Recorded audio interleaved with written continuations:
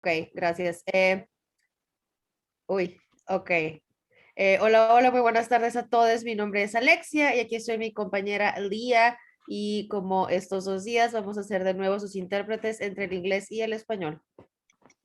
Hello, good afternoon, everybody. My name is Alexia, and I'm here with my partner Leah. And as we are for these 2 days, we'll be your interpreters for Spanish and English. Nosotros trabajamos con un concepto que se llama justicia del lenguaje, que es el derecho que todas las personas tenemos de comunicarnos, entender y ser entendidas en nuestros idiomas y en los que nos sentamos más cómodos. We work with a concept that is called language justice, which is the right that we all have to communicate, understand, and be understood in our languages and in the ones that we feel most comfortable. La justicia del lenguaje también incluye un respeto a los derechos lingüísticos de todas las personas y de todas las comunidades. Queremos empezar reconociendo que a pesar el espacio del día de hoy se va a facilitar entre el inglés y el español, también honramos a todos los idiomas de los pueblos originarios y de las tierras indígenas donde nos encontramos. Language justice also includes a respect for linguistic rights, for the linguistic rights of all peoples and communities. And despite the fact that we have only today English and capacity for English and Spanish in this talk, we honor and respect the languages of all the indigenous territories in which we live. Entonces, para facilitar la conversación, vamos a estar usando la herramienta de interpretación de Zoom, que para las personas que ya la han utilizado, ya saben cómo usarla, pero para las que no, si están conectándose vía una computadora, van a ver un pequeño icono en forma de globito que va a aparecer en la parte inferior de su pantalla. Ahí le dan clic y pueden seleccionar su canal de idiomas, ya sea el inglés o el español. Si se están uniendo a través de una tableta o un teléfono inteligente, el botón son 3 puntitos, luego tiene un menú que dice interpretación de idiomas y luego el menú de su canal de idioma preferido. In order to facilitate the interpreting, we will make use of the interpreter feature in Zoom. And for those of you who've already used it, you know how to use it already. And for those who have not, if you are joining us by computer, once it's activated, you will see an icon of a globe appear on the bottom right of your Zoom screen. And from there, you can choose your Spanish of English or channel of Spanish or English. And if you're joining on a tablet or a telephone, you will see a little box with 3 dots and it says more and a menu for language interpretation. And from there you can choose your channel, English or Spanish.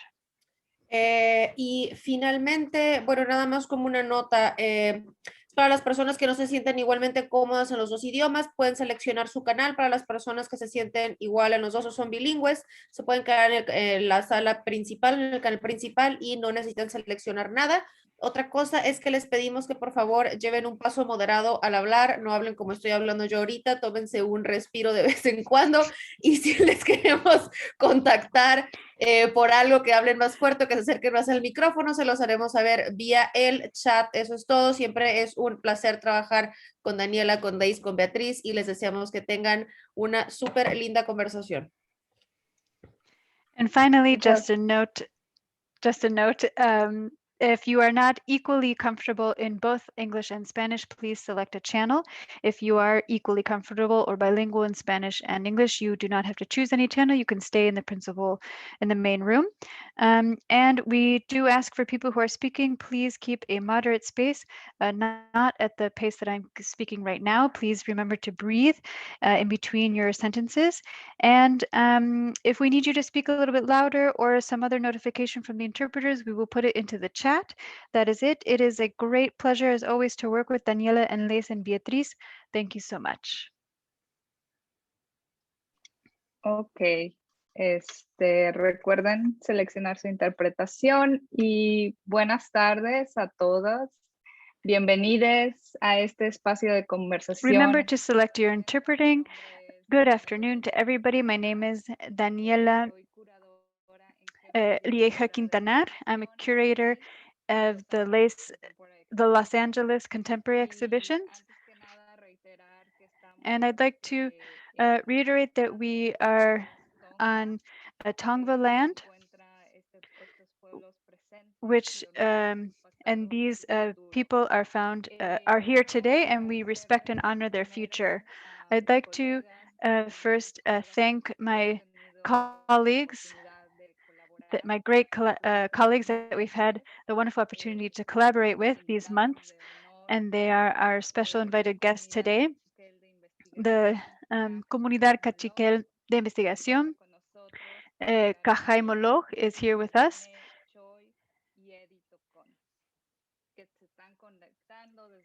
They are here with us from Guatemala. We also have FIEBRE Ediciones, the artistic collective publisher, Kaya Mayori and Toyo Medina, which are here from us from Mexico, I think in Oaxaca and Mexico City, and Beatriz Cortez, who has been part of this great symposium that she has organized with the University of Northridge. We thank you so much to Douglas Carranza and to all of the collaborators of this symposium.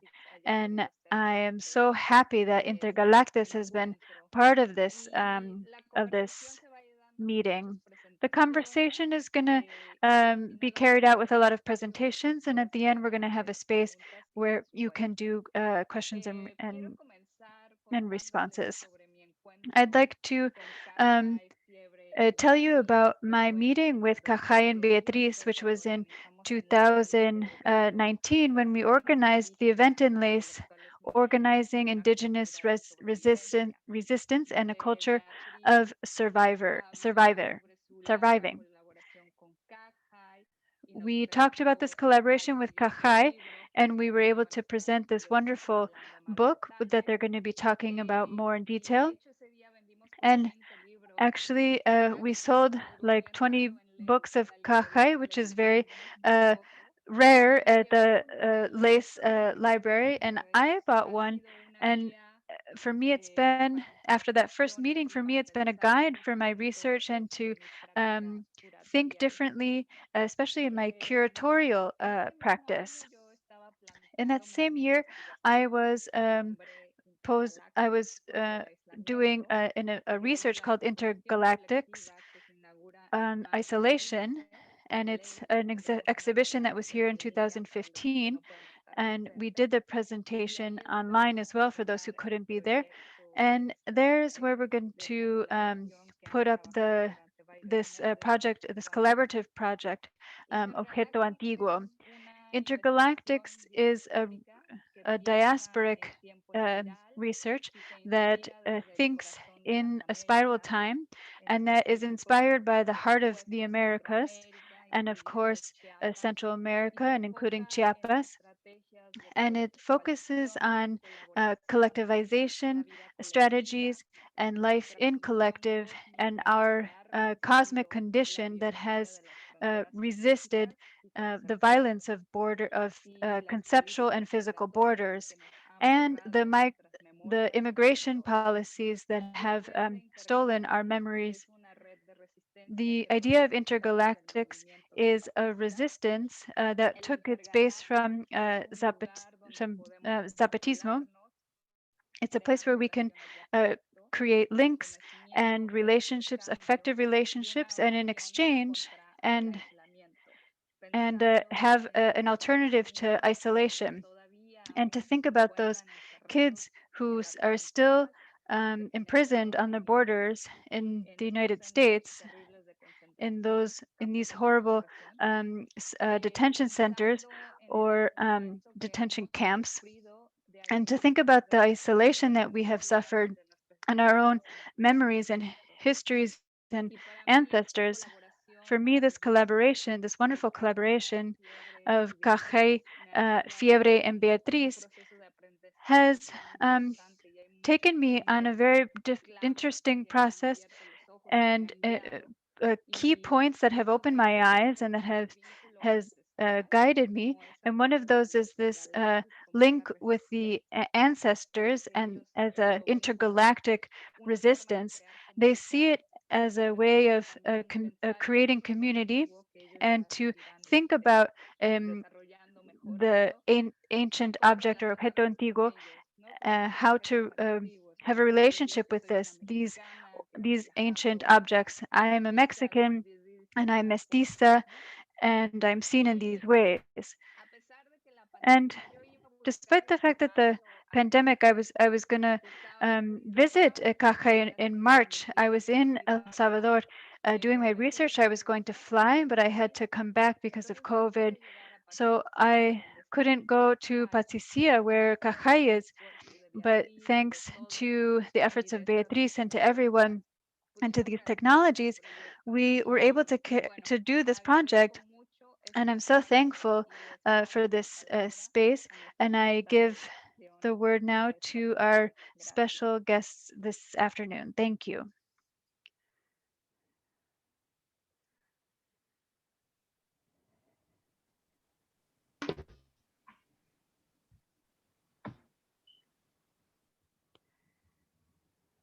¿Quién va a empezar a hablar? Beatriz. Beatriz. Ok, pues entonces yo estoy confundidísima So sobre... I'm really confused about what time I was going to show these images, but so I'll put them up now. So I wanted to tell you how it was that I met Kaqjay. It was a day, it wasn't a very great event.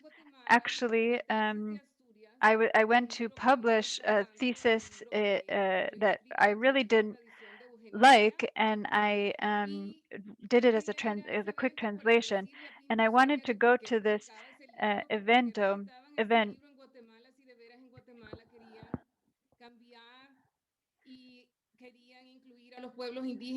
I wanted to include the indigenous in this publication of this book, but so when I arrived, they were presenting the book.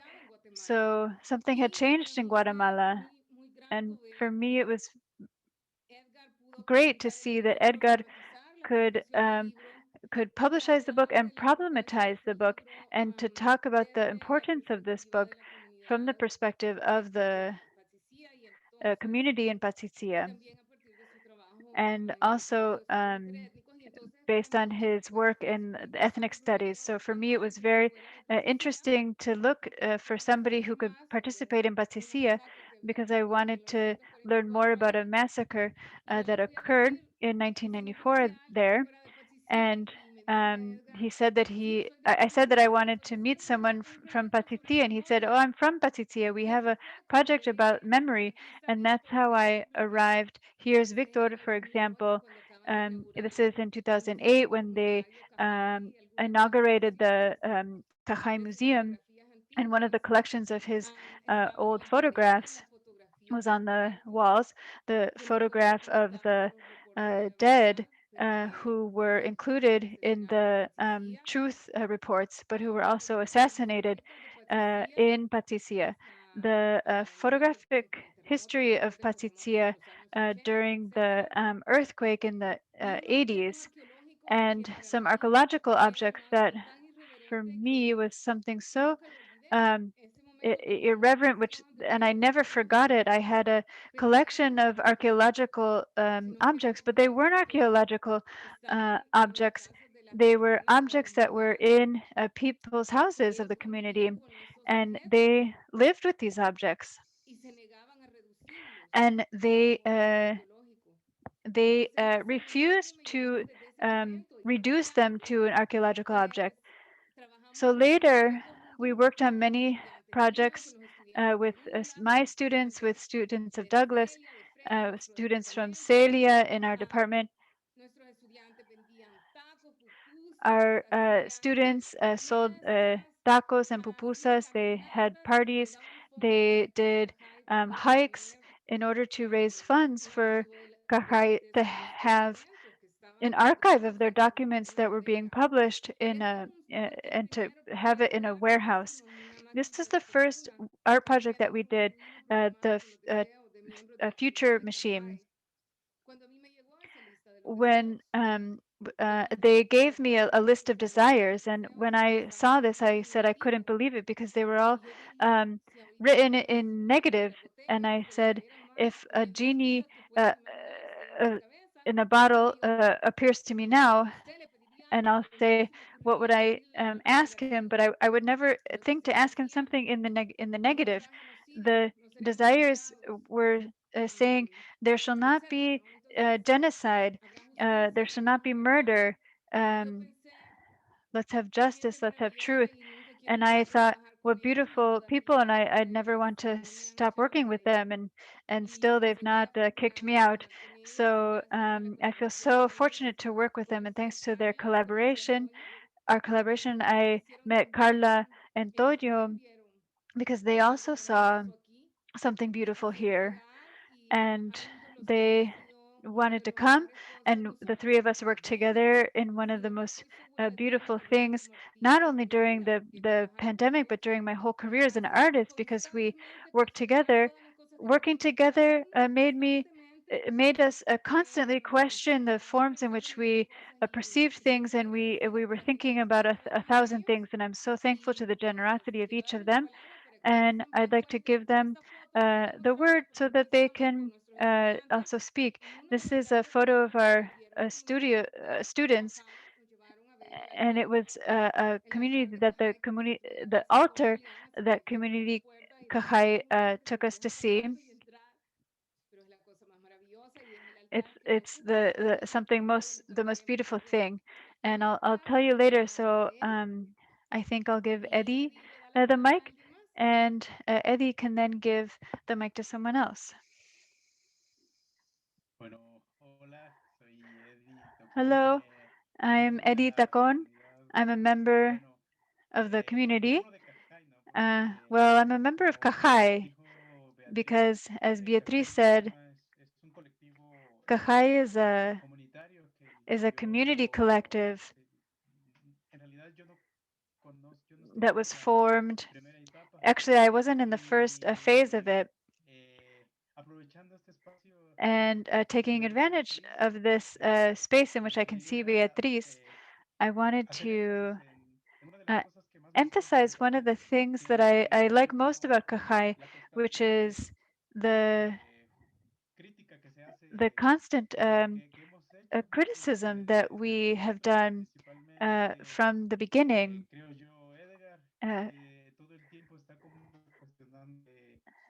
That all the time we are questioning everything that we've done in our lives, and with that we continue to advance a dialectic relationship with our own selves, no? Because when Beatriz came to know the space, it was a museum, and then we began to question this idea of a museum, no?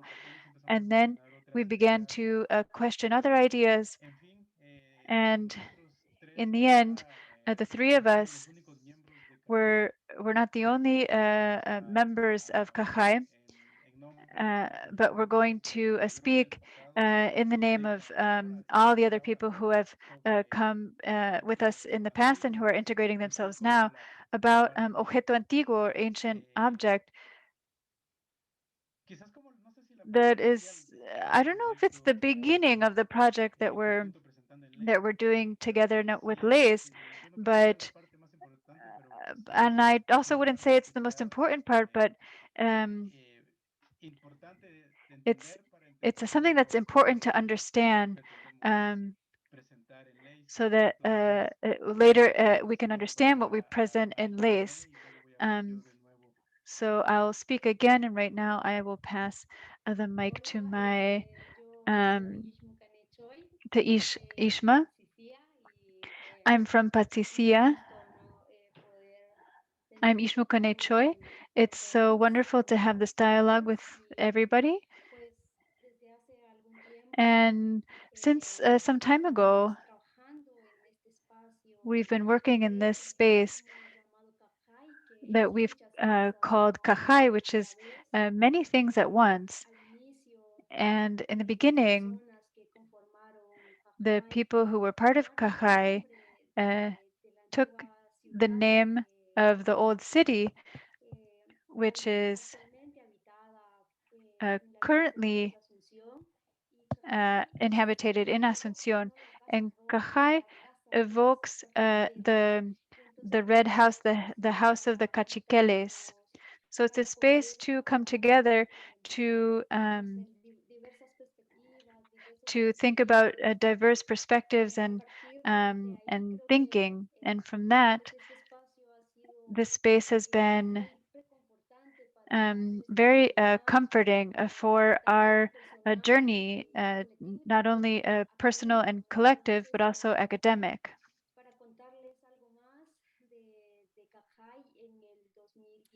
So to tell you about Kaqjay in 2016, we also form the Kaqchikel Community of Investigation, also in an attempt of talking in different ways from social sciences and from the Maya communities and the non-structural and the ways in which we see ourselves as students and as people that are able to access higher education, but also as part of the community. So from that moment, we have been working this process that's also very critical that has taken us as well to building a different kind of relationships with Beatriz and with FIEBRE. So that is what I could say right now.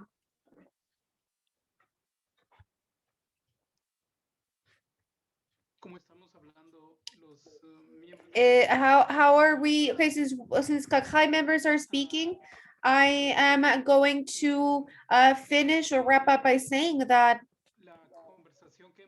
the conversation that we have achieved throughout these years with FIEBRE, Beatriz, Douglas, and several other people with whom we have linked and formed relationships with has been very important, right? To me, has been key to the development of the work at Kaqjay. So what we are going to present today is only a part of that conversation of those possibilities of exchanging our perspectives from the very particular places from which we are moving. So thank you.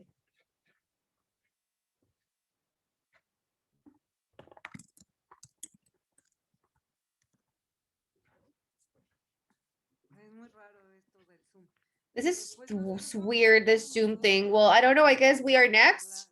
Hi, Carla Lamoyi and Antonio Medina. We are FIEBRE since 2016.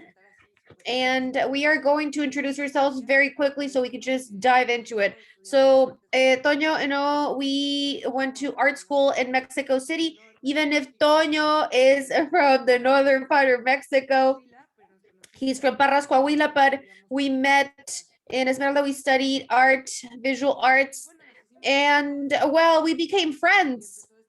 And this idea of wanting to collaborate and work together came about, and we ended up in a residency in Honduras, and being there, we realized that we didn't really know anything about Central America to start.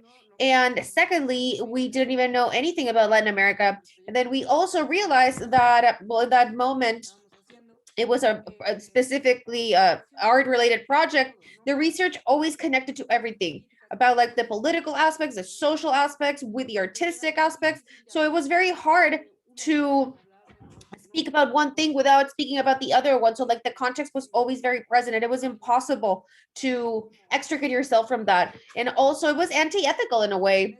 And with that questioning like that, why did we know so little, and how everything that we are researching is related, and everything that we are producing, that is how we decided to make books that were focused on disseminating, well, yes, Latin America's history from their creative and artistic practices, because at university they had never told us about what was being done from Mexico to the south of Mexico. Is always what's being done in Europe and the United States, and obviously what's being created or done in the United States or produced by the white community. I don't know how to say it, but the point is that we had a lot of curiosity. We were also upset and also questioning of why do they always teach us from one single perspective? And that is how we started making these books that are art books and history books that are very much related to the political context of the places that, not that we're discovering, but the places that we visit to tell these stories, so we can learn about all the people that was there making these things, and also ways of fighting against pessimism. Toño, I don't know if you want to say something. Yes, I think that one of the things that are the most important is to feel this distress, the weight of the world, of all the problematics that we have to face, to the violence of the narco in Mexico, the violence, femicides, the extractivism, a lot of things that suddenly you feel that you are alone, that you're in the middle of nowhere, and that you feel the weight of the world, and it's on your shoulders. And I think that precisely the part of researching and starting to study and to seeking these stories was a need, a necessity of knowing that we are not alone, and we are not the first ones who are facing the violence of an oppressive state, that we are not the first ones who need to seek for alternative channels to make their voices heard, that we are not the first ones that we have to create the world basically from scratch, building so many things. And it was during that search, that journey for this learning, it was just finding so many stories, so many expressions, amazing. And right now, when we are we're going to talk about this concept about the creative practice, that in our line of work we have decided to use instead of talking about artistic production, because I think that there is a very notable difference in how you create, how do you call these dialogues. And precisely, I think that we try during the process of learning, the learning process, and ultimately just teach, and really delineating beginning from where we are speaking. So we say that we research not because we want to learn more, but to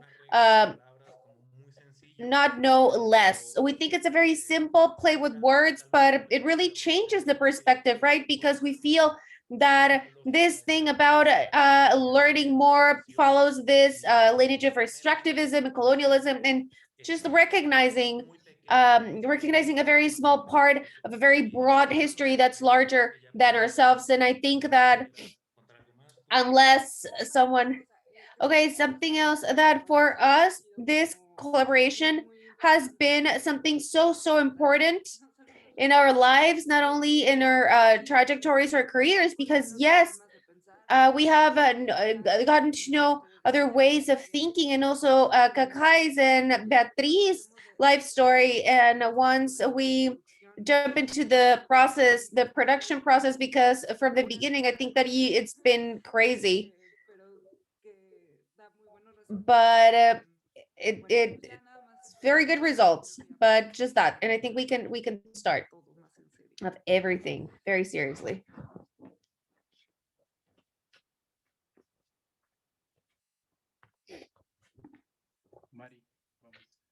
Mari?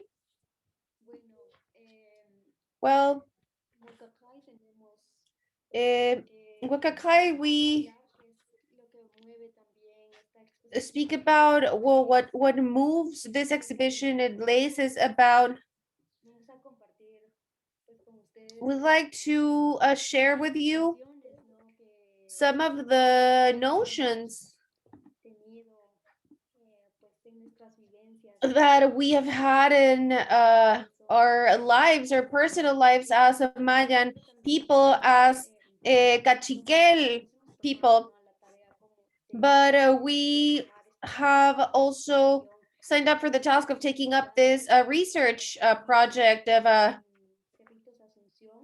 it's a community in Cerritos Asunción that I was talking about, that is where the town Asunción is settled on the old Kaqjay site. And we also start to think about of our practices. And I am an archaeological student, as Carla was talking. In university and the college, they teach us ways and these ways of dealing with or how to treat, in this case, objects. So we were wondering from our experience in the college, but also from our experience as part of the community, who does the object belong to? And this is something that we have been talking from quite some time now. So the archaeological object is an artifact, right? It is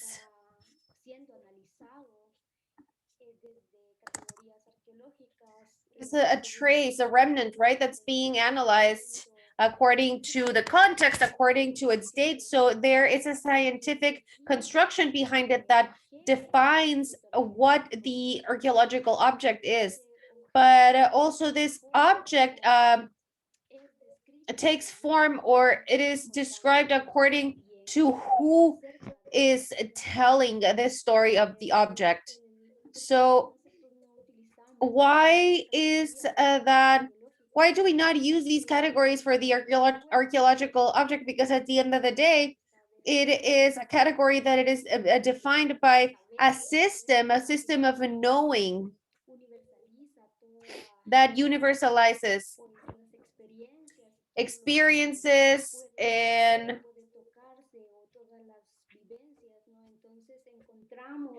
so we find in our experiences and in our work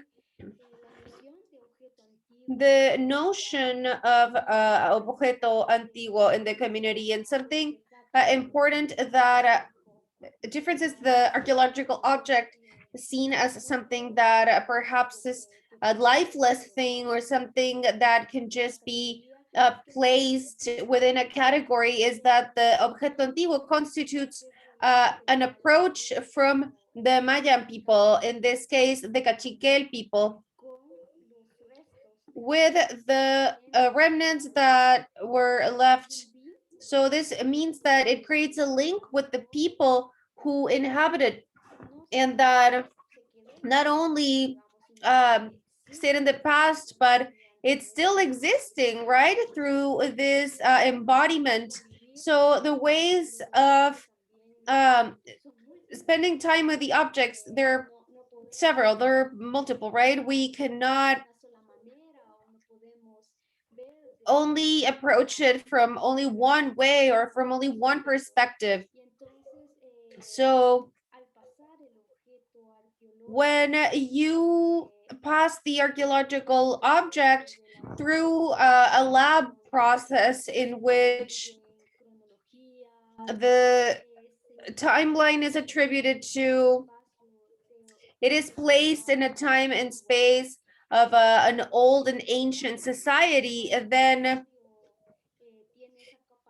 it has that ability of extracting the facts, the data that you need for the scientific community, and everything else is well framed in this mysticism and this folklore and the traditions. And it is like that how archaeology in Guatemala is treating or treats objects, but also the community. The community has its ways of dealing and treating the objects through using them ornamentally, as decoration, or maybe as a sacred object in an altar, or using it to feed animals.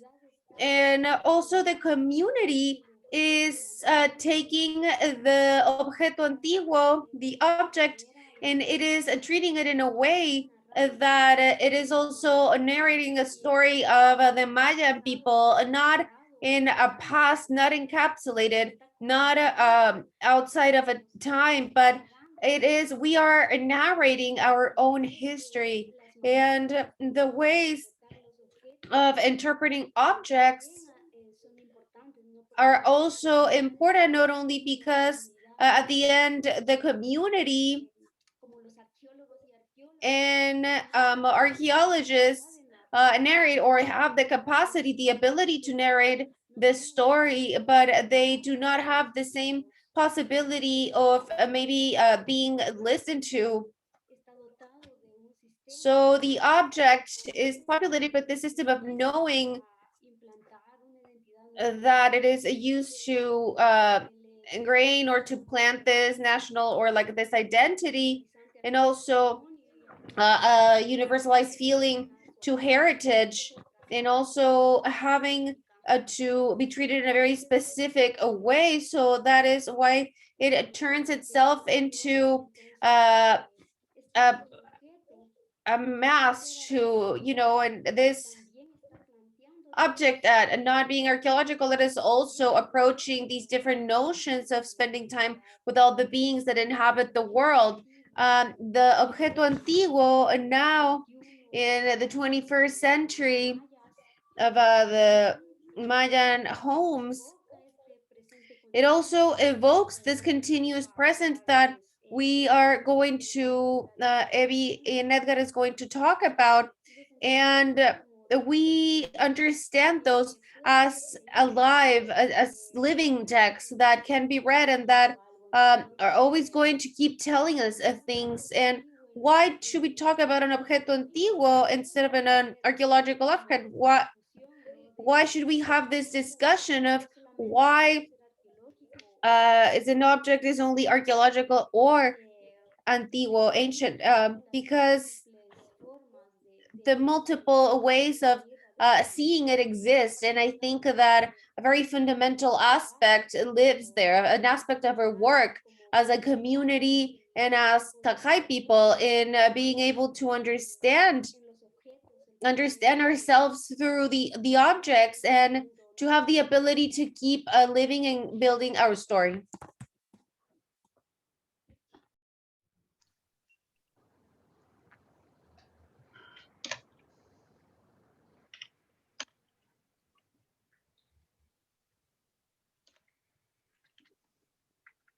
Bueno, todo lo que ha platicado hasta este momento. Okay, so everything that's been spoken about and everything that Ishmukane spoke about is connected to different moments in the work of conversations that we had with the people, the men and women in the community near Asunción, which is located on Kaqjay, which is this old settlement, this ancient settlement, according to the archaeologists, of a classical Mayan settlement. So let's see, I'm not sure how to go to the next slide.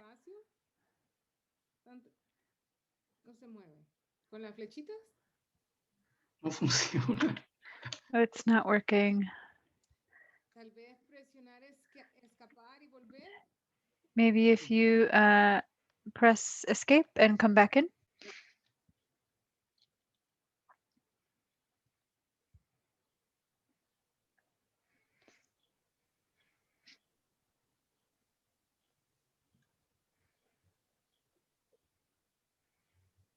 Si no te funciona, yo tengo otro que se parece. If it doesn't work, I have another one that's similar, so let me know. ¿Puedes compartir vos la pantalla? Es que yo no puedo, pero si lo hago va a ser un desastre. Ya. If I do it, it'll be a disaster. There it is. Yes, but I can't go to the next images. On the left corner, there's not any, are there any arrows that come up? Sí. Bueno, nada más que... ¿Qué pasó aquí? Bueno. Okay. Sí ven la presentación, ¿verdad? You're seeing the presentation, right? Okay. So I was saying that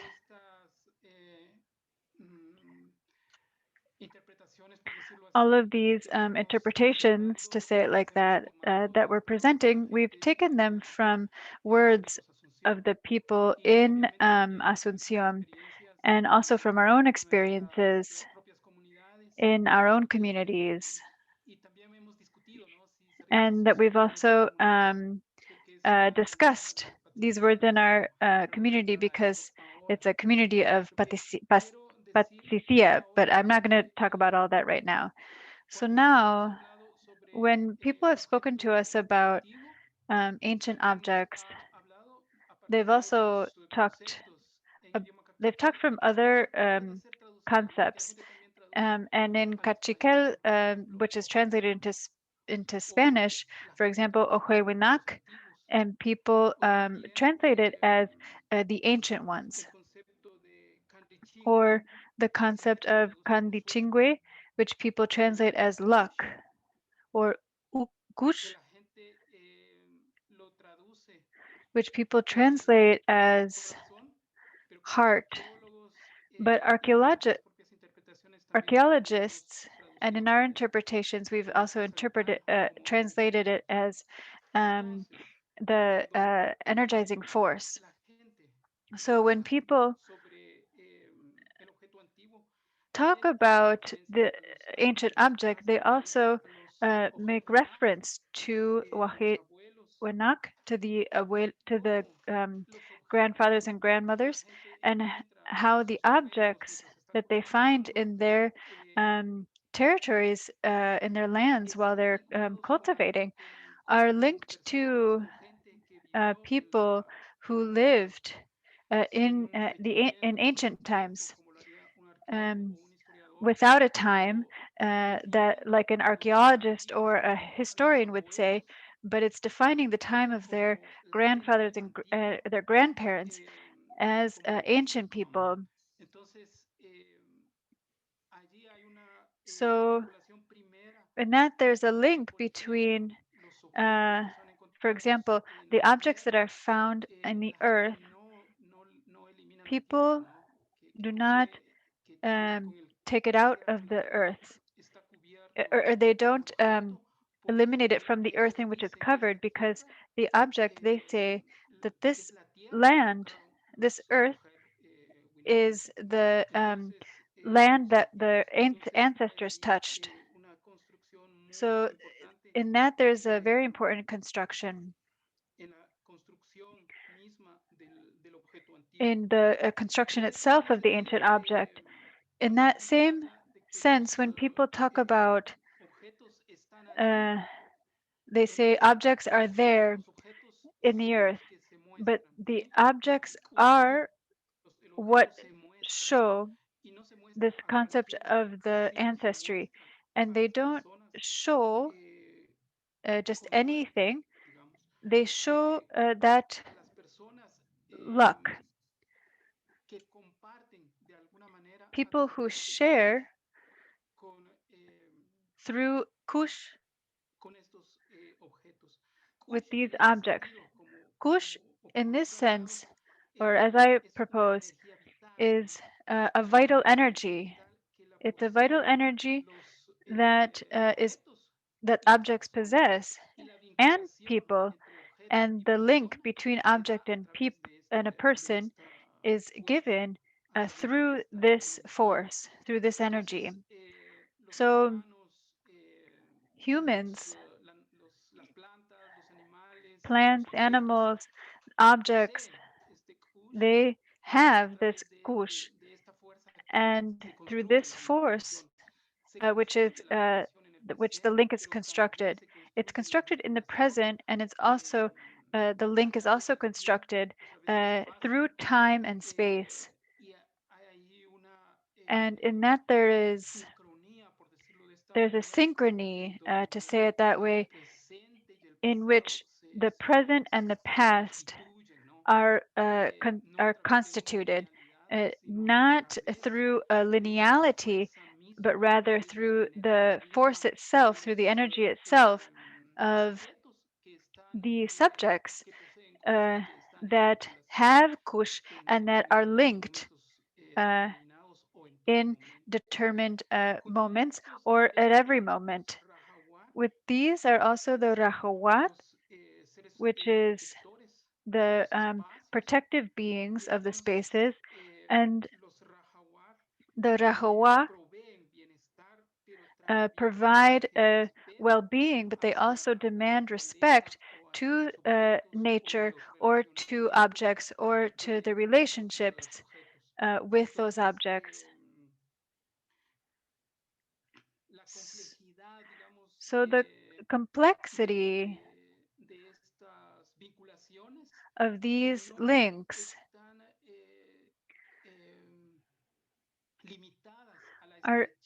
is not limited to the narrowness with which the anthropologists were defining it, I would say. In the moment, in the time of construction, the discursive, the anthropological discourse.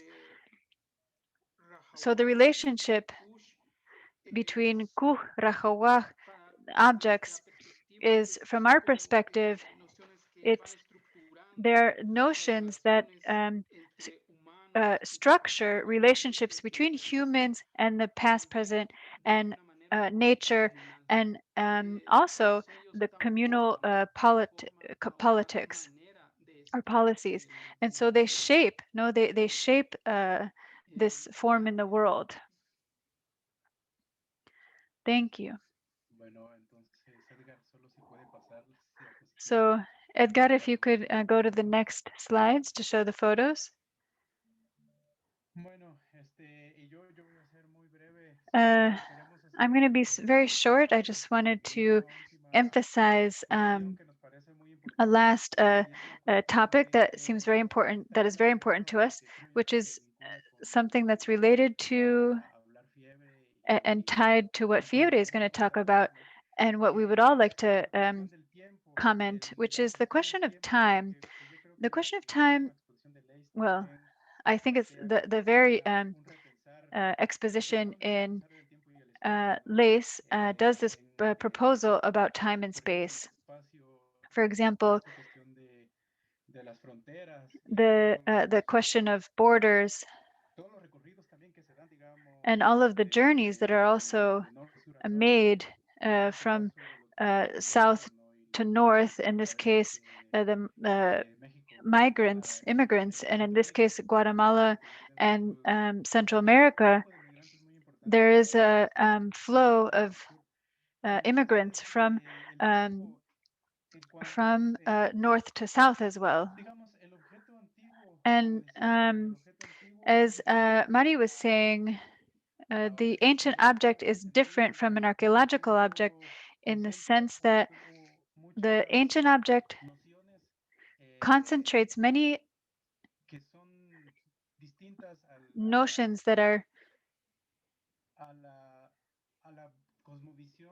distinct from the cosmovision, to say it like that, from the Western world.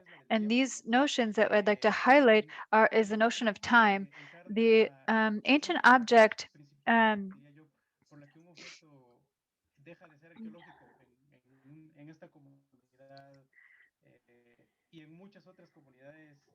in many communities,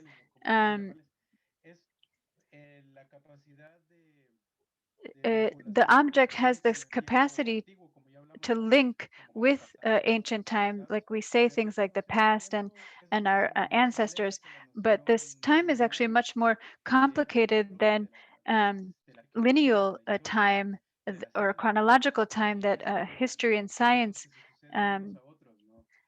where in one event happens after the other, or we say the classical period, and then we have, for example, in the Mayan region, we have the period of the colonization, of the republic, of the armed conflicts, and then the neoliberalism until the current days. But different to that notion of time, the ancient object embodies a time that's very complex. For the life of the communities And for the life in this village, it's not just a cyclical time in which events and life itself advance in a cyclical time, but it is also like a continuous present in which these ancient objects embody in themselves. I'm going to say it like this, like Beatriz was had an emphasis that we really liked about how these rocks are like time machines, but they're time machines not in the sense that we arrive and access them to visit the past, to visit our ancestors, but rather they themselves embody time in the sense that all of the notions of the past and including the future, they are texts, and not just the human time, but a spiritual time in many senses. Everything is embodied in the same moment. So, for example, when the community was saying what the presenter was saying, Rahawat refers to the ancestors or the protectors as present in this very moment, and not just a memory of our ancestors or an accounting of people who lived before as a type of a list of these are our ancestors, but rather how all of these forces of time and come together and have a relationship with these objects. Well, I'm going to leave it there. There's so much to talk about. We've had so many discussions as Kaqjay and with FIEBRE and Beatriz, so I think to give them some time and later to converse, we can continue in that.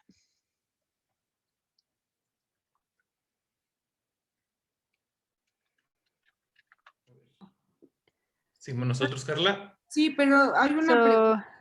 there's a question para Kaqjay before we continue, and Eddie could answer.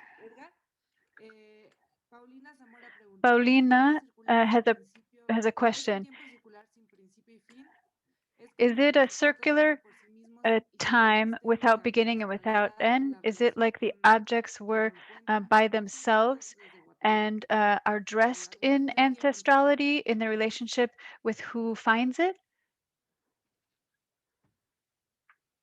Sí, de hecho creemos que sí, la noción de Yes, tiempo. for us, yes, the notion of time, I think it's a great analogy, circular time without beginning and end. But it actually, it's like the concept of present time. Sorry, the concept of continuous time. Sorry, a continuous present. This was a idea by a Canadian author who talks about the notion of a continuous present. For example, in the process of decolonization, it's not to go back to the times from the past, but rather to have the ability to construct a new time, looking towards the future always, but it's like a continuous present in which the moments of the past are present today, and but in reality they're not past events. They are elements that continue to be vigilant in the life, in people's lives and in the community's life and in ourselves and in our families. That, for example, I began reflecting about this with the anthropological theory of I don't remember quite how it's called, and when objects are present in the life of people without being, for example, obsolete elements, or they're elements that are able to be in existence with people in the present moment. Bueno. Sí, justo empezamos nosotros. Thank you. Tú ponla. una Justo creo que cosa conectando. Espera, Beatriz quiere decir algo. decirles una cosa que si I wanted to say something that if one person talks in front of another, or if you speak very quickly, there's someone who is saying everything that you're saying in English. So Justo conectando con lo que ahorita viene cerrando connecting to what Eddie was just talking about, we talked about this in a talk earlier, in which you were saying that people confuse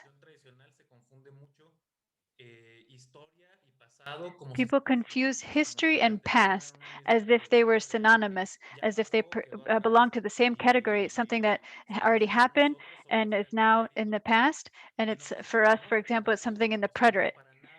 For us, it's the same concept. They don't have the similarities. They're not the same concept. The similarities are very few.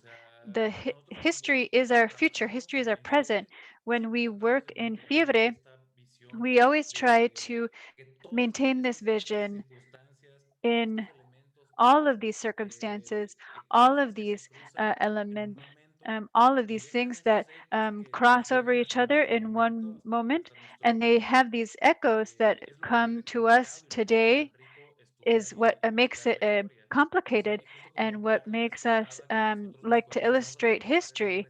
And what Carla was telling us about a residency in Honduras, and that meant in that moment we were in Honduras, we saw how the configuration of the city, the way in which the people lived in their in that urbanity, all the history of violence which was lived in Honduras. You could see it with the when the Hurricane Mitch came, and you can also link it with the immigrant policies of status of U.S.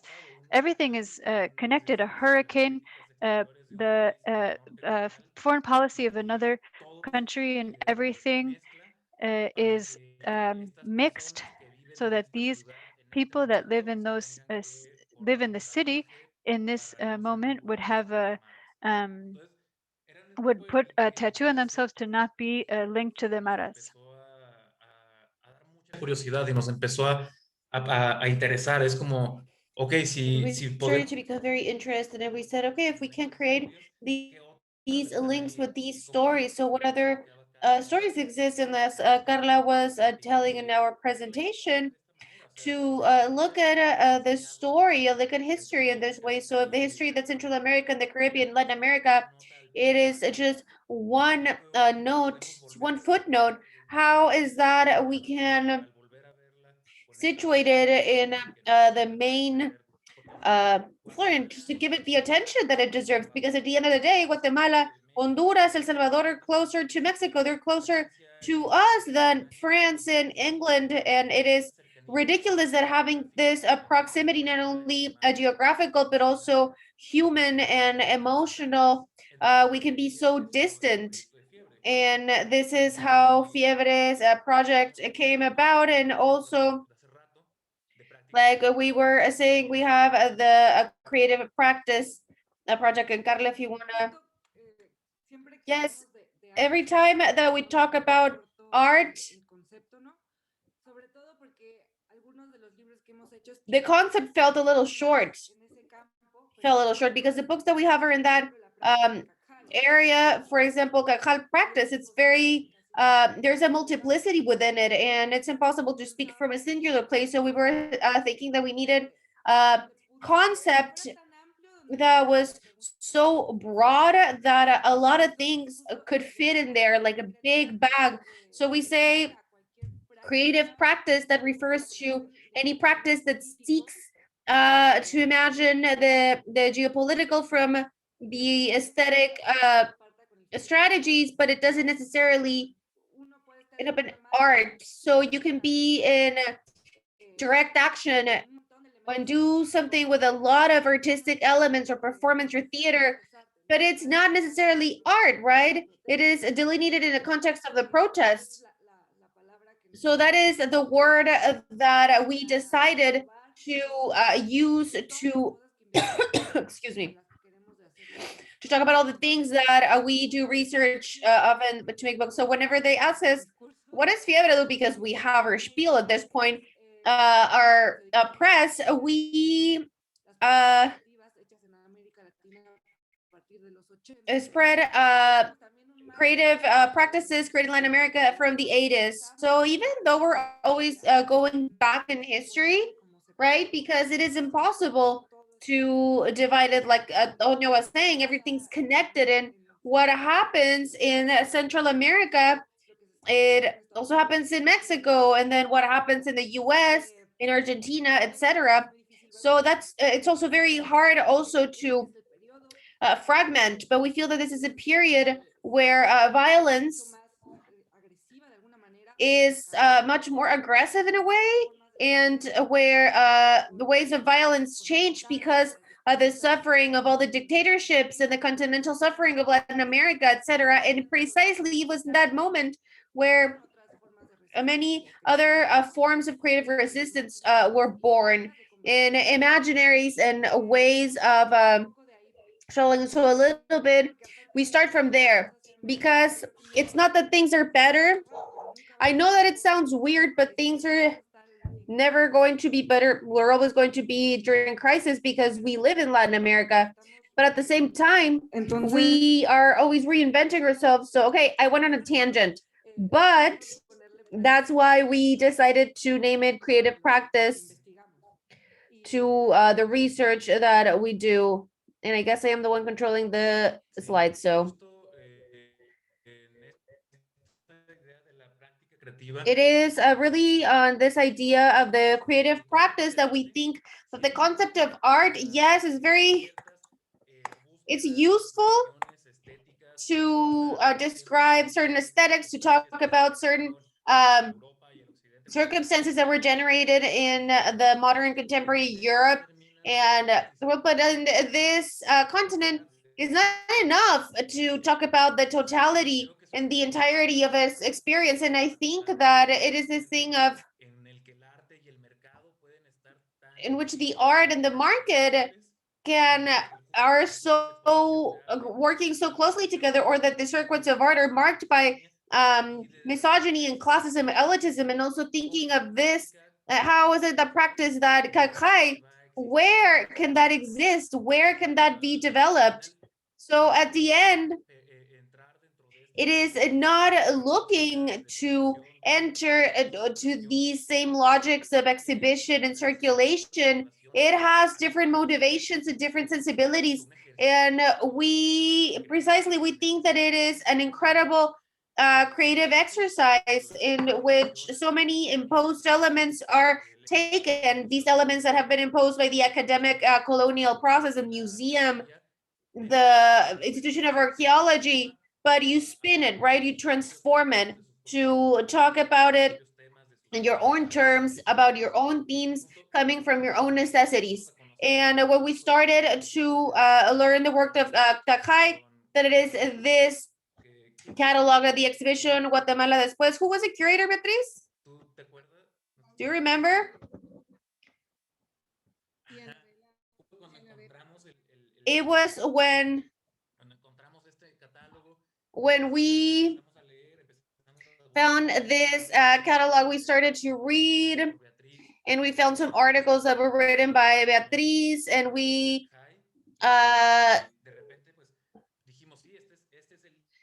said, yes, this is the book that we want to make, and mostly because it was a new story that it was really hard to get close to, and because we're Latinos, we're from the capital with a lot of privileges that we have by living in Mexico City, because the relationship of Mexico with Central America is very problematic. And how is that we're going to approach these stories? And I think that that really determined a lot of things about how the link and the relationship came about. Do you want to keep going? I have to speak a little bit slower. So So yes, like Toño was saying, I think that in a way, and connecting with what Eddie was saying about luck, I feel that this was a revelation to us, and it came to us as a message. It was straight up.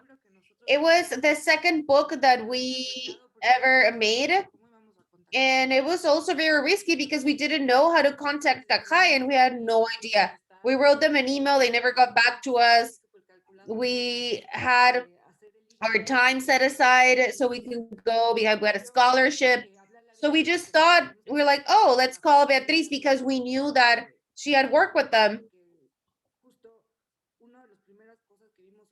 Because one of the first things that we saw about Kaqjay, and also it was a catalog and also an article, an essay from Beatriz on how to approach these pictures that speak about pain, because one of the first exhibitions that Kaqjay did, and if I'm not mistaken, it's all the pictures that they gathered of all the disappearances, the people of the armed conflict from the 60s to the 96, the internal conflict in Guatemala.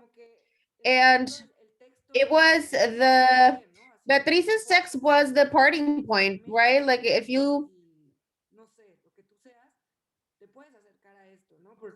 can get close to this, you can come to this from empathy. And I think that those questions really allowed us to get close to Kaqjay because we really wanted to learn. And like Antonio was saying, it was a very creative how they were creating their own museum in the way that they wanted to. So just like that, we sent an email to Beatriz, we managed to contact her. And then after we made the books that, like she said, the books that capitalism would never make, we got in contact with Kaqjay, and we had a first talk with Edgar and Beatriz, who were in the same place in Los Angeles, actually, for a presentation. And we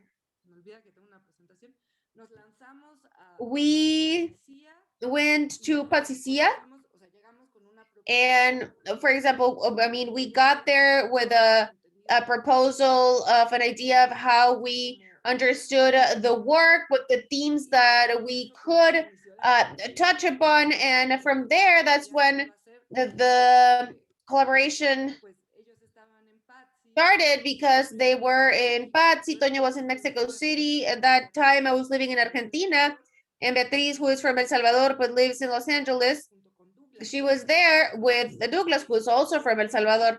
And it was like this team. It was 3 teams, but FIEBRE was divided. It was really strange. It was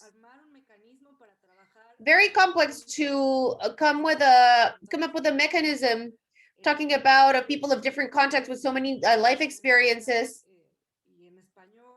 With a book that was going to be in Maya and Spanish. So it was this whole process. They will tell you later.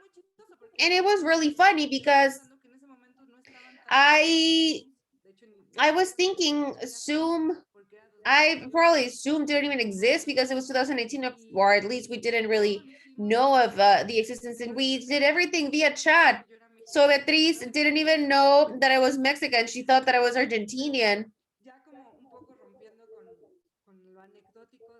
And breaking with the anecdotal aspect of this, I think that the most important, I think Tonya is going to be able to explain better, is that talking about immigration and everything that comes with that, there was also migration between fields of knowledge and disciplines. Like we were saying, we talked about the creative practice, and I feel that in this place, it was further emphasized. I don't know if you want to talk about that. Yeah, precisely. Like I was saying, we were talking, mentioning the concept of art, and creative. Our intention was never to generate new definitions or to establish more fences to fence ideas in. We like that our idea of the creative practice because it's very expansive, it's very broad, everything fits in there. From urban actions, community museums, music, architecture, political work, a lot of things can fit in there without necessarily them seeking to be art, right? Art occurs as a consequence, but it is never the goal, or not necessarily every time. And I think that what Carla was saying, can you go to the next one?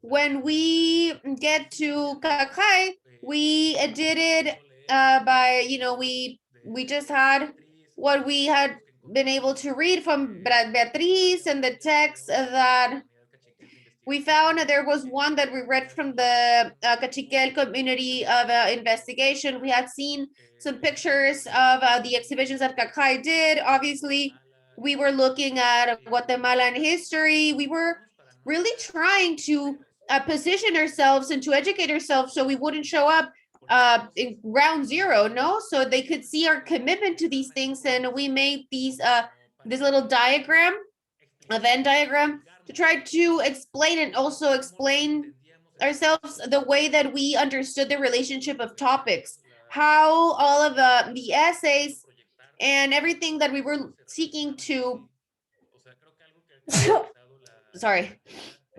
I think if something has characterized FIEBRE's practices, that we are not interested in establishing a linear reading of history, but we want to be circular.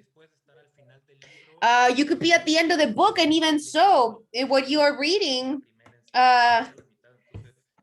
brings you back to the first essay or to the middle. So everything has to be connected between these layers of significance, of history, of moments.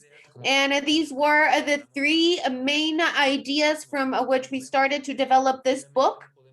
Obviously, we said we cannot talk about modernity of all the violence of the modernity that has been implemented against people's will, this project of agricultural development of infrastructure, and want it or not. And we saw that the indigenous political subject and precisely the role of a memory. And so we say, what happens when these three elements are overlapping? What happens when they intersect? So, well, with the modern project is crossing with the indigenous subject in Guatemala.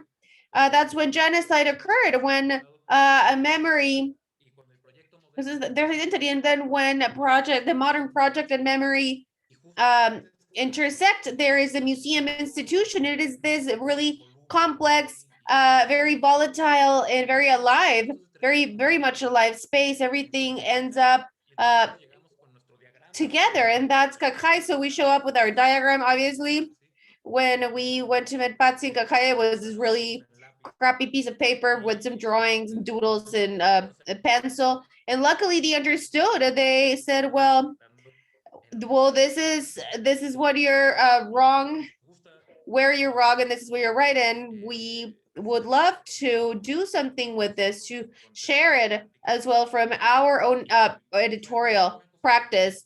And it was something that So it was something that always posed in these horizontal terms to say, what is the book that would work for you? Not only that would work for FIEBRE, but that would also function to, not only that would function to comply with the requirements from our fellowship or our scholarship, but what would work for Kaqjay? What would fill them? What would be something that would speak to them? And what Carla was mentioning, in this crossing of concept and stories, we also saw an analogy to the migration process, saying in the end, who cares about definitions and border distinctions? and separations between different areas of thinking. Someone did not put a line dividing Mexico and Guatemala and put a line dividing anthropology and another discipline. So if I'm part of that process to decide where is that line, here is Mexican and here is Guatemalan, why can't we jump outside of these time limits and travel from our travel outside our separation? And how can we communicate with history? Toñi, creo que ya más bien vamos a parar porque I le toca a think that Beatriz. we're going to stop now because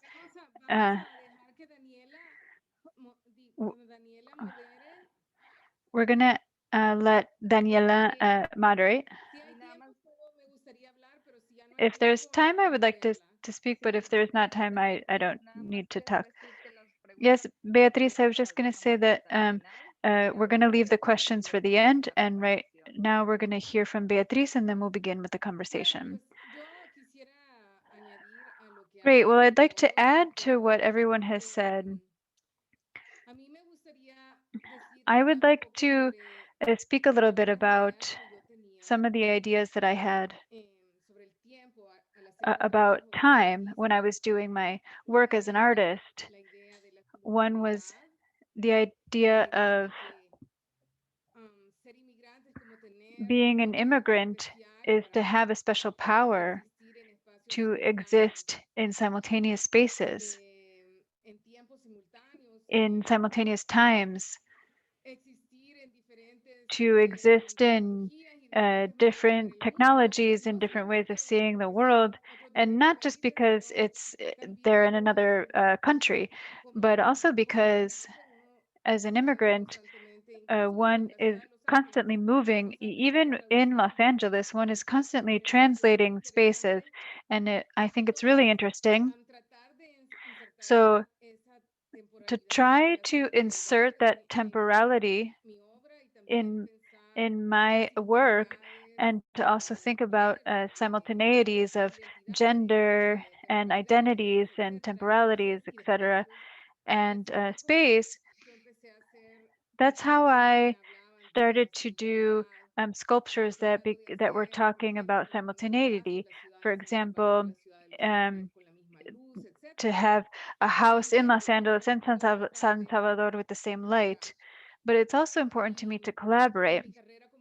And in my career as an artist, I've collaborated with different collectives like Rafa Esparza and different artists, Ganson Ling. I've collaborated with different projects with Kaqjay, and also with Antonio and Carla. We also collaborated on this book for this project.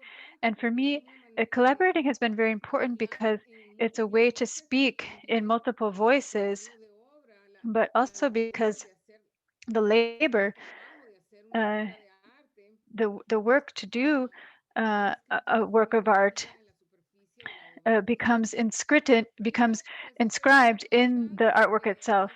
So I was talking about this collaboration with Kaqjay, and when I went to Guatemala later, and we talked about the little boxes of fortune, it was very beautiful to see how the members of Kaqjay in that moment, in that time, it was more or less 2015. It says there, but actually I don't remember. It says 2015, so I guess that. I was going to say 2009, if you don't believe it. But not only because they hung this great banner in the central plaza, they also did portraits of the dead, which for them, which is like a silhouette, and it was like a portrait of their identity. And many families who had lost their loved ones, who were murdered in the war, they began to do this they began to do molds to paint on the houses, the walls of the houses where they live, because these walls are private and so it doesn't harm anybody. So to say these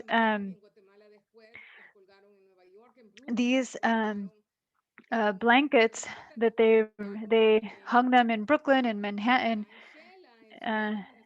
they hung them in Patzicía and Ciudad de Imaginación, and also in the Spanish Cultural Center. So to see this value, to live in a place where they also were having the memory of people who were murdered, and for me it was very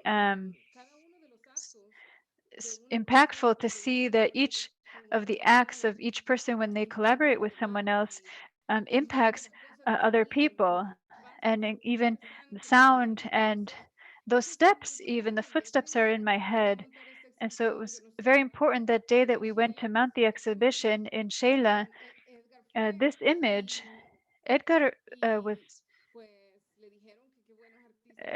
went and he said, "What artists are you?"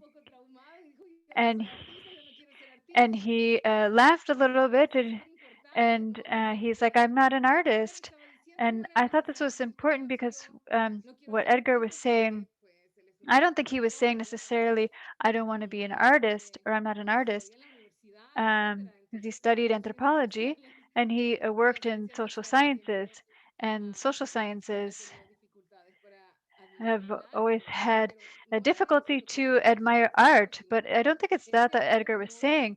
I think it's this art of memory cannot be reduced to art because it's something more. It's so this library of memory that we did, and when we did it in New York, it had my books, and we were reconstructing it for Lace. It has a little bit of this, the photos of the dead and the objects that the family were able to save, the glasses, the scissors, the hammers. They are part of lives, and to put them out in front of the view of everybody is also a way to denounce something. So for me, it's been, this collaboration has been very important for this, for everything that I've learned and everything I've thought about. But I would love to have some time to talk about the project that we're developing, because we don't have so much time left. So I suggest that we jump over all the projects from the past and that we talk about our current project with Daniela's help, so that we can go quickly through all the spaces. Sure, we can go now to the conversation, and you can also talk about your collaborations that you did with other artists and workshops. If you could tell us about your meetings every Tuesday and how that started to develop. Yes, I'd like to start by saying that this was very interesting because the collaborations happened in different spaces in Los Angeles. We had Tatiana's support, Tatiana Guerrero, who's here with us. Hi, Tatiana.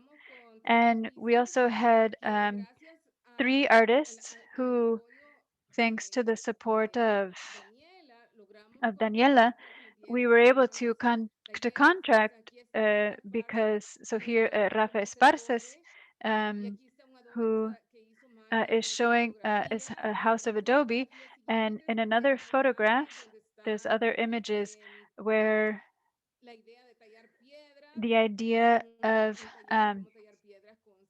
how to sculpt a rock, and also workshops that we had with Ashley Hagen.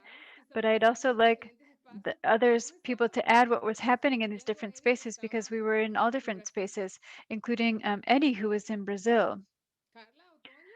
Carla or Toño, they were in Mexico City in that time.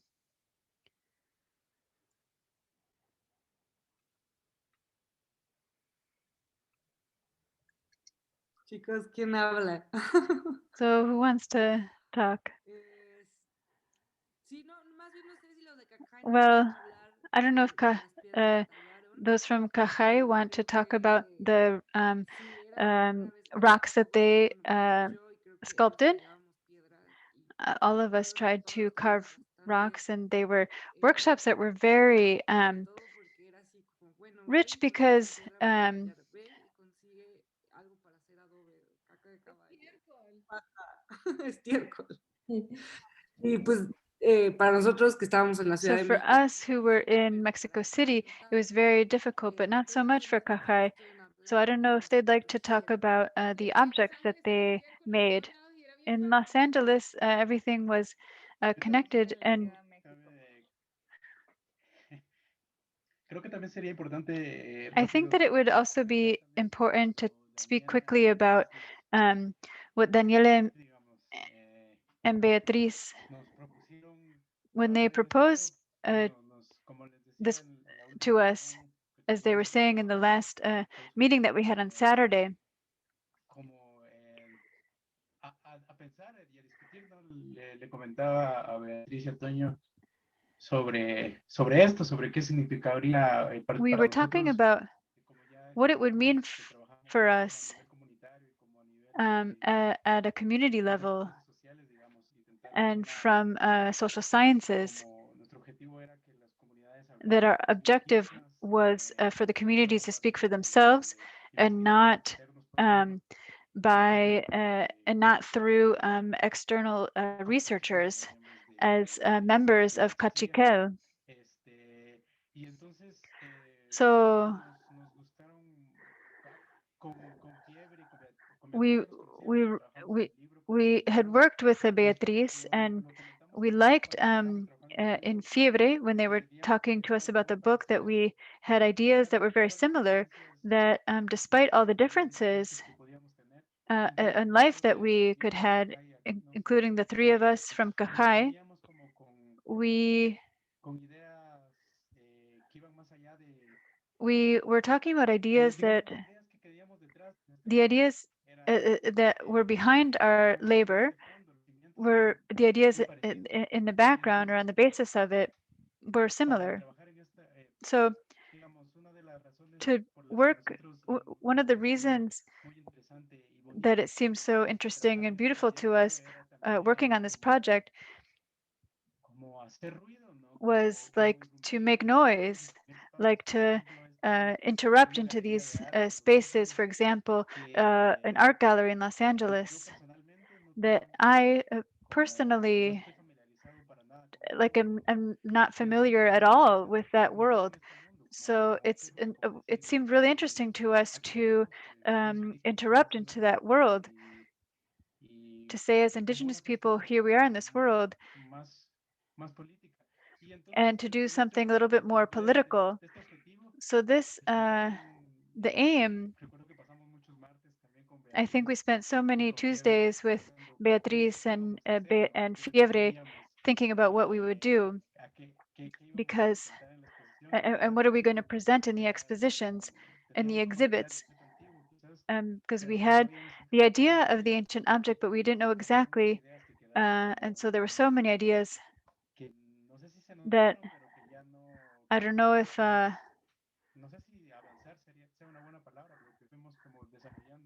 we were developing so many other ideas. So there's some photos here of the things that we did in Kaqjay. I don't know if Edgar would like to speak around what they're doing with Beatriz. Yes, I'd like to say that the possibility of doing, because in Kaqjay we are committed to doing replicas of objects in a way, or we were photographing in the village, and from my own experience, to dare to do a sculpture was something that was very complicated for me, and that implied as well the construction of that relationship, to think how the artist and the person in a certain moment constructed that object, with what materials they used, with what objects did they use. There were many questions that emerged in the moment in which we were working on these objects, and everything that it implied, looking to look for a stone that had a personal experience that's a little bit exotic, but that in certain moment also implied to be beaten, or to walk with a child, to look seek help from somebody. All of that was very important and was fun. Well, I don't know if I'd say it was fundamental, but it was important in the link with him, in the link with the people, to remember our grandfathers and grandmothers, or to think about the people who constructed or who made these objects. So even now I continue to think about this, but also in the link with Carla, Antonio, and Beatriz, in that search to for the construction of memory,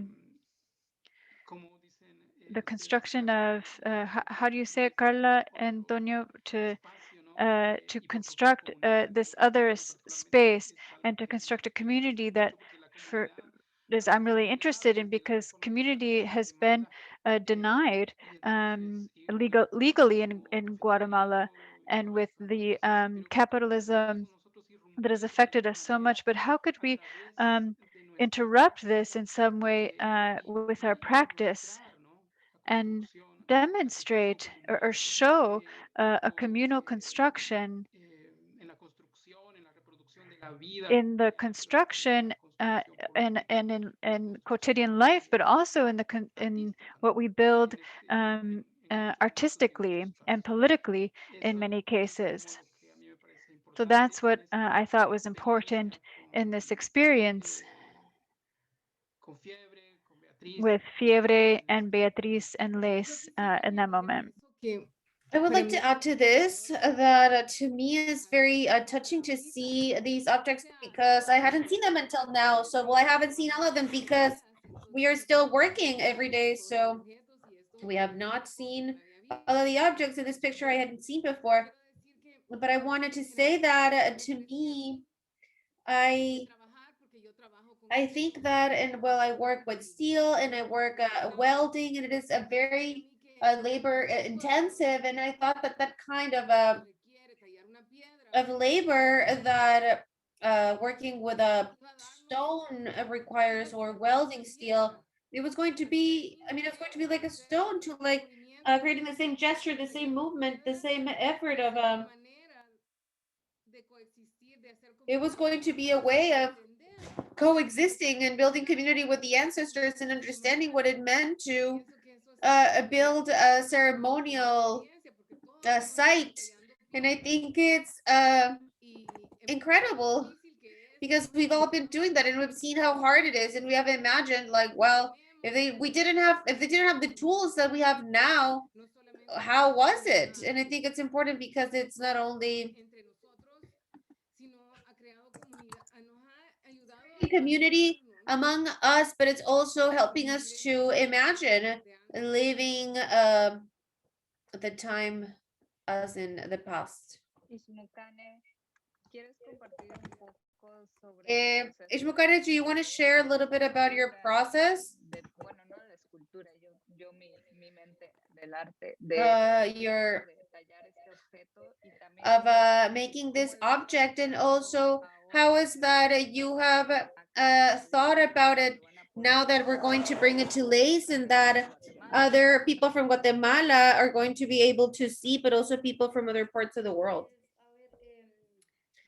Well, And I also wanted to talk about ustedes y es como este vínculo también it's this connection and this link that's a part of the spiritual for us. And I think that this process of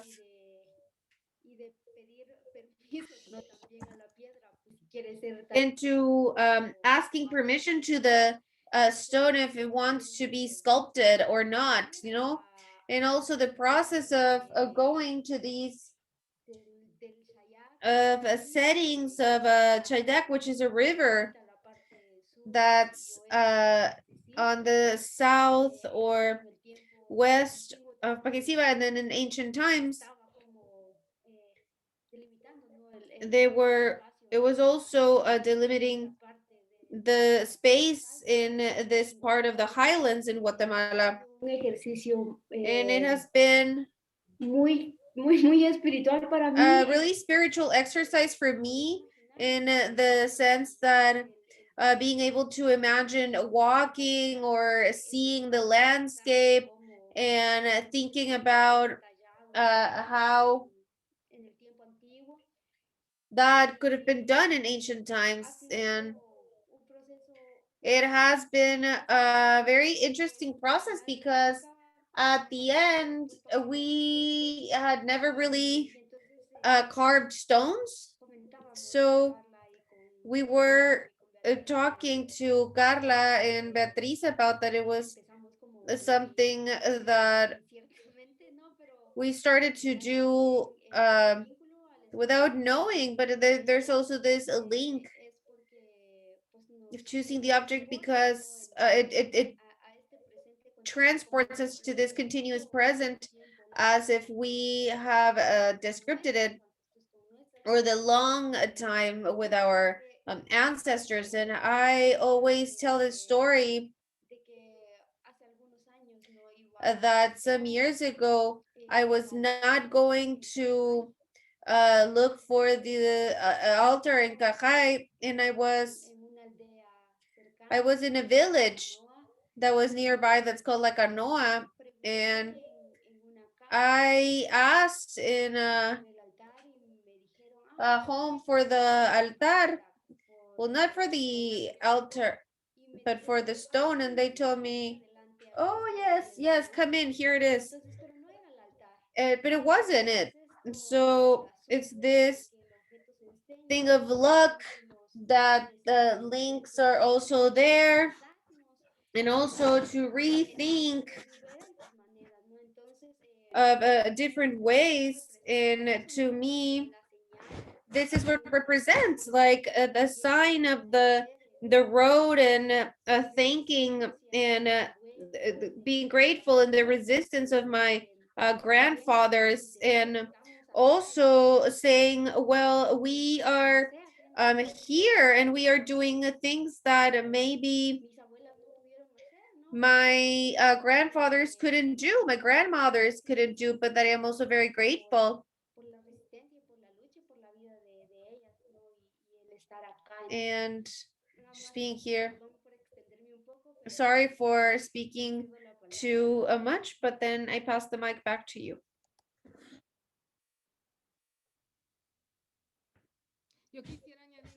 I would like to add something. That Ishmukane was around 8 years old when she was asking for the stones, and I think that she has always lived thinking about the stones, which I think is something really beautiful. When we were talking about that and she was knocking, she was going around knocking, asking for the stones, and Eddie said, now they're gonna go to Lace and they're gonna knock on Lace's door and they're gonna be able to see the stone, because the stone is going to be presented in different versions. So if Carla Ortoño, do you wanna say something, and then I can add something at the end, because we have the Durapax right at the end. I think Carla Antonio. Precisely, Carla and myself just came back from a residency in Bolivia, in Kiosco, and we did an experiment of reproducing an object using paper. And precisely when we were having these meetings talking about how is that we were relating ourselves to the project in a way, and is what we thought is we are editors. At the end, how do we relate and how do we function in this combination? And our work is doing working with paper, not carving stone. So this idea came out and it was like, well, what if we reproduce this altar on paper? Like the one that's in Cerrito La Asunción. So it was this process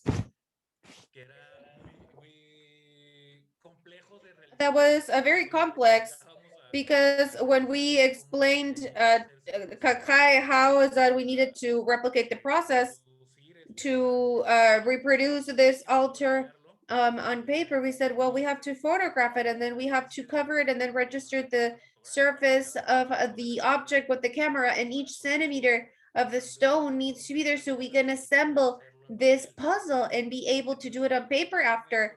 So it was an effort that I thought was very fun of how it happens to coordinate at a distance this thing that, judging, I mean, by experience, we know that it is very complex, and then transforming this to a reproducible object that can be sent by email, by PDF, any kind of a medium that you can just print it anywhere, right? And like we were saying, Beatriz, the experience of Ishucane of going into the home and finding the stone, and how is that could work for whoever goes to Lace. Oh, if you're an immigrant or no, if you're Guatemalan or not, that this is a place and a thing outside of the geographical limits in time, and that it's also present.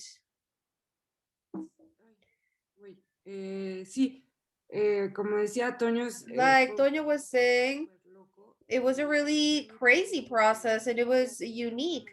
Because Beatriz, I mean, Ishmucane was our hands over there, and they used to send us these pictures, and then as Toño, after Toño posted them, Mari went back, I mean, Ishmucane, and took the measurements and then it brought him back. And with Toño, since he is in charge of the digital, he's the one who does design, and he's the master of Photoshop. And me, in this case, I created the model. So I built it, I sent it to Toño.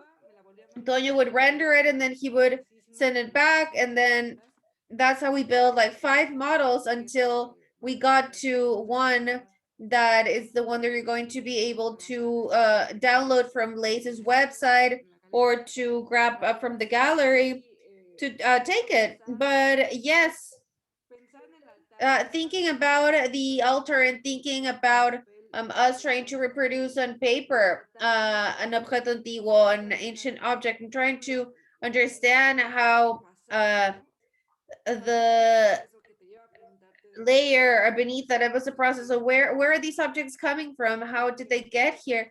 And that was something that it put us in a very fun place, and a place of a lot of conversation that maybe not necessarily was a conversation with words, but also through being. Ya nos queda muy poquito tiempo. We have very little time left, and then we would like to let the interpreters rest. They're doing fabulous work. So Beatriz, would you like to explain the last part? And if you want to think of something to do a conclusion, what I can add to what Carla was saying, because precisely all of the pieces, I think that what's been important is all of the pieces we have conceived together. We have gotten together every Tuesday for many, many months. And we have talked Brazil. sometimes it was in Patzicía. Ishmucane was in Patzicía.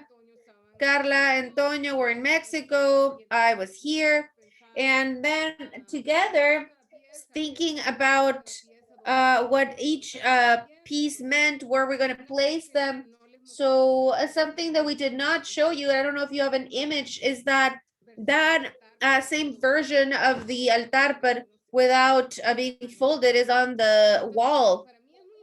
And to me, it's very important that there's so many versions of the altar, of the pieces, and that the altar is on a paper, and that a marvelous, beautiful little book that people are going to be able to take with themselves, and the one that Carla has in her hand, but also an altar that I am carving.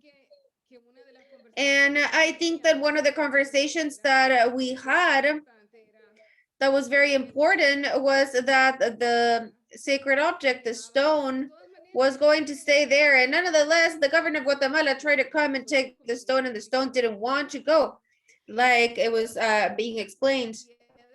So the rock is where it belongs, and we have the objects that are not the stone, but we have created them with so much love, and so many hands and collectivity have gone over them. So I'm saying, well, these objects also have kush.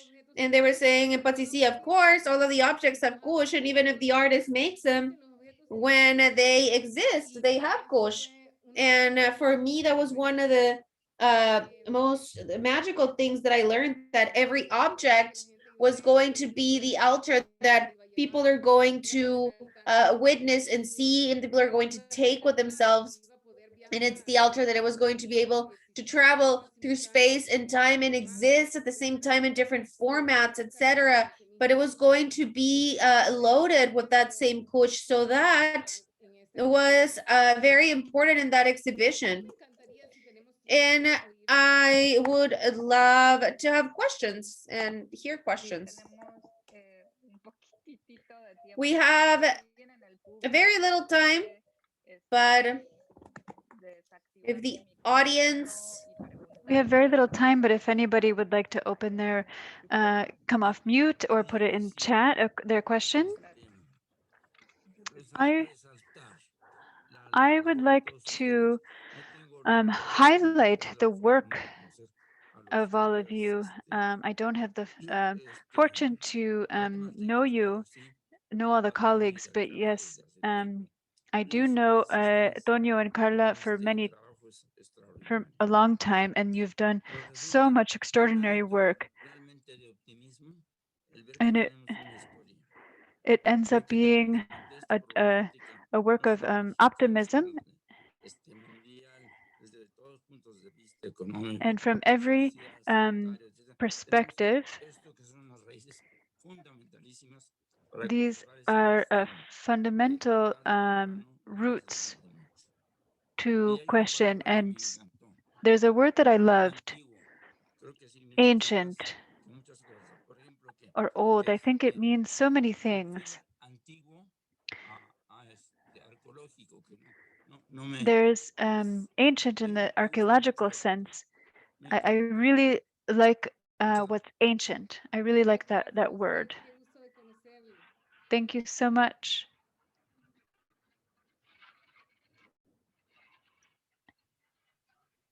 ¿Alguien más? Anybody else? Y se va cuando esté en lace. When it's at lace, they're going to be the objects.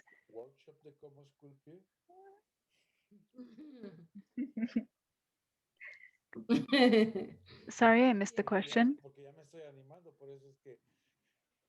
Él hace muchas partes de mis esculturas. He is part of so many of my sculptures, but I was working on the rock, and we were talking about the that material, if it was a smooth material or not. It's a very good idea. we did workshops, and not just on rock, but we did it with Mari and also for Edgar.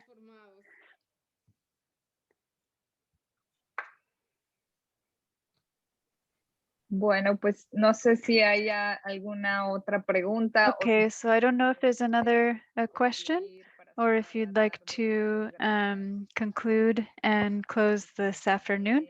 Thank you so much to Ishmukane, Edgar, Eddie, Carla, Beatriz, Toño, for your wonderful time, and for everyone who is here, and to the interpreters.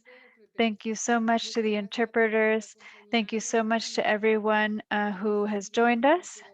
I don't know if we said it now, but May 15th is the exhibition, the exhibit of Intergalactix. Yes, you're all welcome to Lace, which is on Hollywood Boulevard. And for those of you who are far from us, we're going to have a program online, and we'll have more conversations with these wonderful collaborators. And you'll be able to do your altar in your own altar in your house, and you'll be able to travel in time because it's a time machine. Thank you so much to everyone. Thank you, Daniela, for making this possible. Thank you to Toña and Carla and Eddie and Ishmukane and Edgar, and one wonderful team, and we'll continue. I send you all a hug. Greetings to everybody. We'll see you in Lace.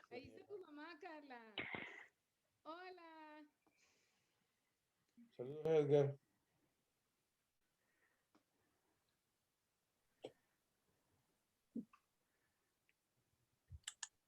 Dijo saludos, pero está en silencio. He said he sends his greetings, but he was in mute. Thank you so much for joining us, Edgar. Claire. Thank you. It was so beautiful. I loved it. I loved it. Thank you so much, Tatiana.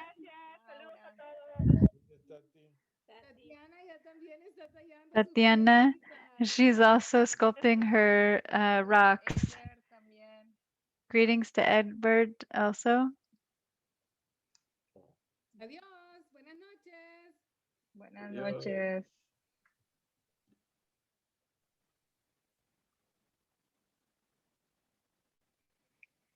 Muchas gracias, Alexia, Lía. Thank you so much, Alexia, Leah. Se la rifaron.